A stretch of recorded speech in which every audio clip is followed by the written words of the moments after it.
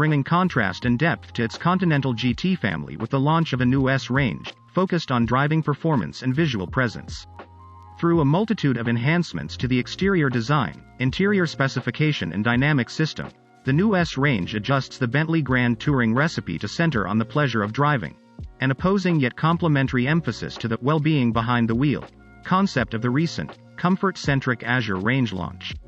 Owners of Bentley's two-door models have long appreciated the breadth of choice available to them, from the towering performance of the 6-liter W12 Continental GT Speed to the characterful beat of the 4-liter Continental GT V8. Now, with the arrival of the Continental GT and GTCS, owners can choose to emphasize the sporting character of the 4-liter V8-powered Bentley Continental GT, thanks to a package of performance-focused design and engineering features.